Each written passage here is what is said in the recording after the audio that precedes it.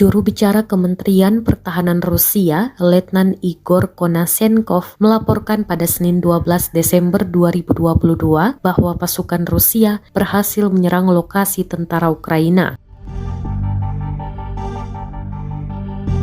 Konashenkov mengklaim lebih dari 230 lokasi tentara Ukraina berhasil dilenyapkan oleh pasukan Rusia. Pesawat operasional taktis, pasukan misil, dan artileri menghancurkan 83 unit artileri Ukraina di posisi tembak dan juga tenaga kerja dan perangkat keras militer di 156 area, kata Konashenkov dikutip dari TASS. Lebih lanjut, Konashenkov melaporkan sebanyak 70 militan Ukraina berhasil dilenyapkan. Selain itu, kata Konashenkov, fasilitas militer Ukraina di wilayah Kupiansk dan Krasny Liman berhasil dirusak.